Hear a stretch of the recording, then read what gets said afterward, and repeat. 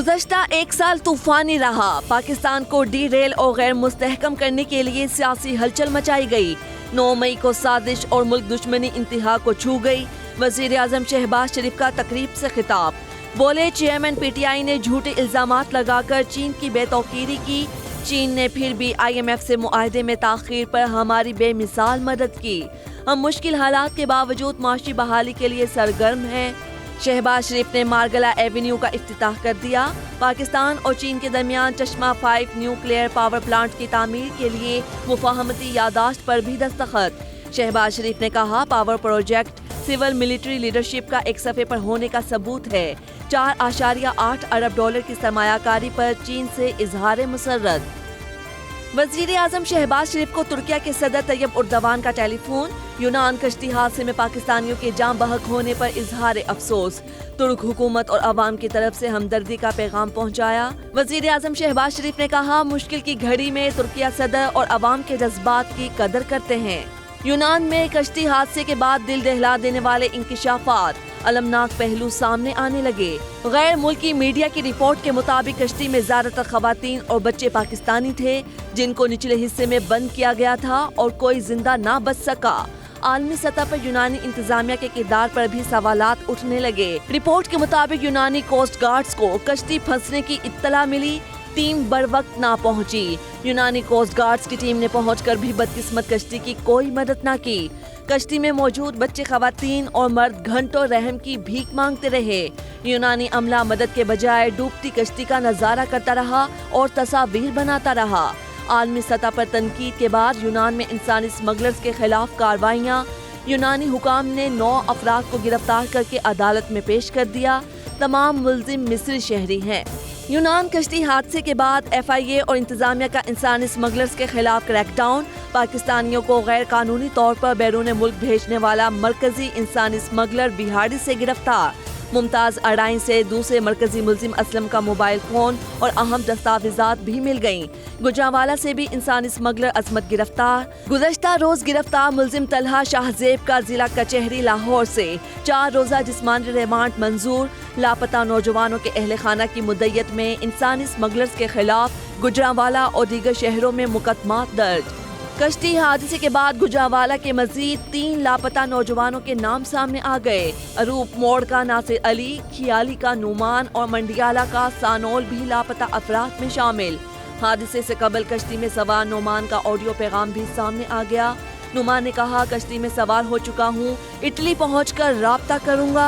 ادھر گجرانوالہ میں پنجاب فورینسک کی ٹیم نے 40 لاپتہ نوجوانوں کی فیملیز کے DNA سیمپلز لے لیے۔ مزید فیملیز بھی رجسٹریشن کرانے لگیں۔ وزیر اعظم شہباز شریف نے PCB بورڈ آف گورنرز کے لیے 2 نئے ناموں کی منظوری دے دی۔ چودھری ذکا اشرف اور مصطفیٰ رمدے کے نام تجویز۔ سمری منظوری کے بعد وزارت بین الصوبائی رابطہ کو بھجوا دی گئی۔ گزشتہ روز PCB عبوری کمیٹی کے چیئرمین نجم سیٹھی نے خود کو چیئرمین شپ کی دوڑ سے باہر کر دیا تھا، جس کے بعد پیپلز پارٹی کے نامزد کردہ ذکا اشرف کے چیئرمین PCB بننے کی راہ ہموار ہو چکی ہے۔ چیئرمین PCB کے الیکشن کے لیے شیڈول جلد جاری ہونے کا امکان۔ الیکشن کمیشن کا چیئرمین PTI اسد عمر اور فواد چودھری پر فرد جرم عائد کرنے کا فیصلہ، تینوں 11 جولائی کو ذاتی حیثیت میں طلب۔ الیکشن کمیشن کے 4 رکنی کمیشن نے PTI کے اعتراضات مسترد کر دیے۔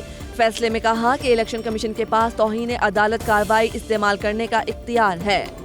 ممنوعہ فنڈنگ کیس میں شو کاز نوٹس پر PTI کے اعتراضات مسترد کرنے کا فیصلہ کالعدم قرار۔ اسلام آباد ہائی کورٹ نے الیکشن کمیشن کو PTI کے اعتراضات پر سماعت کا حکم دے دیا۔ کہا کہ تحریک انصاف کو سنتے ہوئے فیئر ٹرائل کے تمام تقاضے پورے کیے جائیں۔ خیبر پختونخوا کی نگراں کابینہ کا اجلاس، آئندہ 4 ماہ کی بجٹ تجاویز پیش۔ گریڈ 1 سے 16 تک کے ملازموں کی تنخواہوں میں 20% اضافے کی تجویز۔ اخراجات کے لیے 462 ارب 16 کروڑ روپے رکھنے کی تجویز۔ قبائلی اضلاع کے لیے 59 ارب 54 کروڑ روپے سے زائد مختص۔ BRT کا کرایہ ڈبل کرنے سمیت دیگر اقدامات تجویز۔ سرکاری گاڑیوں کی خریداری پر پابندی کی سفارش۔ مشیر خزانہ حمایت اللہ خان نیوز کانفرنس میں بجٹ کا اعلان کریں گے۔ چیئرمین سینٹ صادق سنجرانی نے مراد میں اضافے کی حقیقت بتا دی۔ کہتے ہیں بھارت میں سینیٹرز کی تنخواہ $5000 ہے۔ دنیا بھر میں سینیٹرز کو پینشن ملتی ہے، سفارتی پاسپورٹ ملتے ہیں۔ پاکستانی سینیٹر کی تنخواہیں اور مراعات نہ ہونے کے برابر ہیں۔ موجودہ حالات کے مطابق چیزیں درست کرنے کی کوشش کی ہے۔